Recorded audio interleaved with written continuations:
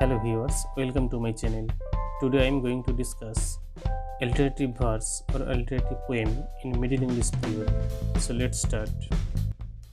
A revival of the Old English alliterative verse occurred in the middle of the 14th century. 14 শতকের মাঝামাঝি সময় থেকে old English অনুপ্রাসধর্মী কবিতাগুলোর নতুন করে পুনর্জন্ম শুরু হয়েছিল।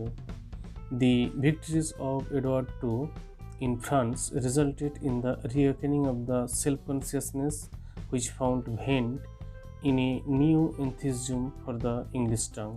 ফ্রান্সে এডওয়ার্ড টু এর জয়লাভ নতুন করে আত্মচেতনাবোধের জাগরণ ঘটিয়েছিল, যার ফলস্বরূপ বহিঃপ্রকাশ আমরা দেখতে পাই ইংলিশ ভাষার মধ্যে। This national self-consciousness should be accompanied with the revival of the alliterative verse from that had been the typical form of the Old English verse. এই জাতীয় চেতনাবোধ অনুপ্রাসধর্মী কবিতার নবজাগরণের সাথে অনুষঙ্গী হয়েছিল, যার ফলে আমরা পাই ওল্ড ইংলিশ ভার্সের একটি প্রতিরূপ, অর্থাৎ প্রাচীন ইংলিশ কবিতার একটি প্রতিরূপ পেয়ে থাকি। In this revival of alliterative verse, there are 4 remarkably fine poems written in the West Midland dialect. অনুপ্রাসধর্মী কবিতার এই নবজাগরণের মধ্যে আমরা 4টি উল্লেখযোগ্য কবিতা পাই, যেগুলো ওয়েস্ট মিডল্যান্ড ডায়ালেক্টে লেখা। These are found preserved in the British Museum in a single manuscript. এই 4টি কবিতা একটি মাত্র সিঙ্গেল ম্যানস্ক্রিপ্টের মধ্যেই রয়েছে এবং ব্রিটিশ মিউজিয়ামে সেটি প্রিজার্ভ করা রয়েছে। These poems include Pearl, Purity, Patience and Sir Gawain and the Green Knight. সেই 4টি কবিতা হলো Pearl, Purity, Patience and Sir Gawain and the Green Knight. The authorship of these poems is not at all known. এই কবিতাগুলো কার লেখা সেটা আজও জানা যায়নি, although it is supposed that they were written by the same poet. এটা মনে করা হয় যে সম্ভবত একজন কবি এই 4টি কবিতা লিখেছেন। The dates of the composition of the poems remain also a matter of conjecture. কবিতাগুলোর রচনাকালও অনুমান সাপেক্ষ, অর্থাৎ আমরা ঠিক বলতে পারবো না কবে এই কবিতাগুলো লেখা হয়েছিল। But it is thought that they were probably written in the third quarter of the 14th century. তো এটা সম্ভবত মনে করা হয় যে 14 শতকের একেবারে থার্ড কোয়ার্টারে এই কবিতাগুলো লেখা হয়েছে। Of the 4 poems, Pearl is definitely a rare piece of poetry. 4টি কবিতার মধ্যে পার্ল নিঃসন্দেহে একটি অপূর্ব সৃষ্টি। It is a poem of some 1200 lines. এটি 1200 লাইনের একটি কবিতা, arranged in the stanza of 12 lines. একটি স্ট্যাঞ্জার মধ্যে 12টি করে লাইন রয়েছে কবিতাটিতে। It is a dream poem. এটি একটি স্বপ্নকে কেন্দ্র করে কবিতা। It is cast in the form of a dream. Total কবিতাটি একটি স্বপ্নের মধ্য দিয়ে চলছে। It is taken both as an allegory. এটা একদিকে অ্যালিগরি রূপকধর্মী কবিতা, অ্যান্ড অ্যাজ অ্যান এলিজি, আবার একদিকে বিয়োগান্তক কবিতাও। It is thought that under the symbolism of the pearl, এটা মনে করা হয় যে এই পার্লটিকে সিম্বল হিসেবে ইউজ করার মধ্য দিয়ে দি আননোন পোয়েট অফ পার্লের যে অজানা লেখক conveys the significance of Christian faith, খ্রিস্ট ধর্মের যে বিশ্বাস, সেই বিশ্বাসের যে তাৎপর্য সেটাকেই তুলে ধরার চেষ্টা করেছেন in the kingdom of heaven, অর্থাৎ স্বর্গের রাজ্যে। The second poem in the series is Patience. এই সিরিজের দ্বিতীয় কবিতা হলো Patience. This is in reality poetical paraphrase of the story of জোনা।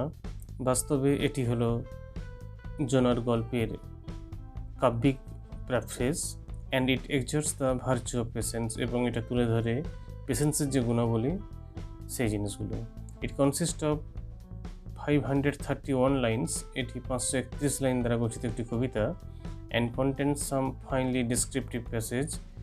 মাঝে মাঝে খুব সুন্দর বর্ণনামূলক প্যাসেজও কিছু রয়েছে। It is technically well accomplished.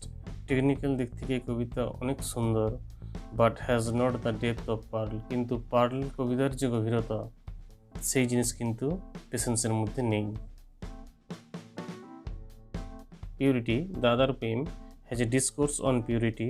এই গ্রুপের অপর একটি কবিতা হলো পিউরিটি, যেখানে বিশুদ্ধতাকে নিয়ে আলোচনা রয়েছে।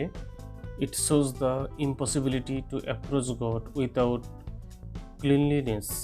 পরিষ্কার পরিচ্ছন্ন ছাড়া ভগবানের সান্নিধ্যে আসা সম্ভব নয়, এটা এই কবিতা আমাদেরকে তুলে ধরে।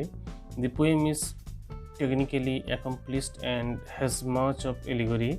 এই কবিতা টেকনিকের দিক থেকে খুবই সুন্দর এবং যথেষ্ট এলিগরির ব্যবহার রয়েছে কবিতার মধ্যে, but it lacks the special kind of sensibility which makes purity so impressive.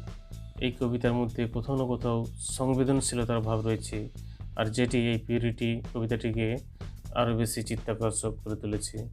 Sir Gawain and the Green Knight is the greatest English poem on the Arthurian romance. Arthurian রোমান্সের মধ্যে সবথেকে ভালো কবিতা যদি আমরা বলি তাহলে সেটি হলো Sir Gawain and the Green Knight. It is a poem of some 2530 lines, 2530 লাইনের একটি কবিতা। The poem contents a number of long alliterative lines.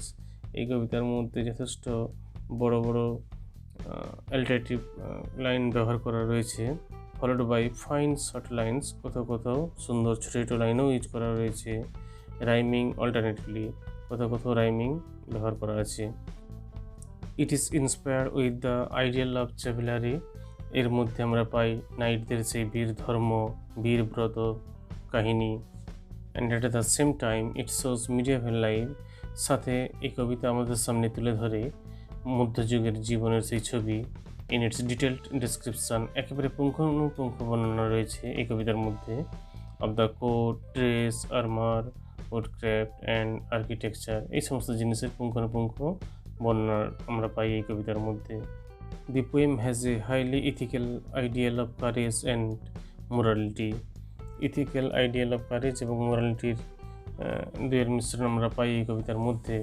It remains remarkable for its moral of virtue, courtesy and courage, and also for the technical skill of versification, for brilliant details of imagery and the human liveliness that is revealed all through. এই সব কিছুর জন্য এই কবিতা এত বেশি জনপ্রিয়, এত বেশি উল্লেখযোগ্য। সবশেষে আমরা কনক্লুশন আলোচনা করব। The revival of the alliterative verses in the Middle English period exemplifies the variety of the English literature that came under the French inspiration. বৈচিত্র্যময় ইংলিশ সাহিত্যের উৎকৃষ্ট উদাহরণ হল মিডল ইংলিশ পিরিয়ডের অনুপ্রাসধর্মী কবিতার নবজাগরণ, যেটি ফরাসি অনুপ্রেরণার মধ্যেও এসেছিল। This is also indicative of the continuation of the old tradition of Anglo Saxon literature. পুরাতন অ্যাংলো সেকশন লিটারেচারের যে নিরবিচ্ছিন্নতা, এটাও কিন্তু প্রমাণ করে এই অ্যালিটারেটিভ কবিতাগুলো। Finally this marks the further preparation for the expansion of English literature in the age of Chaucer and in his mighty hand. পরবর্তীকালে চসারের যুগে চসারের মধ্য দিয়ে, চসারের লেখালেখির মধ্য দিয়ে যে ইংলিশ সাহিত্যের যে বিস্তার, সেটারও একটা সূচনা করে এই অ্যালিটারেটিভ রিভাইভাল।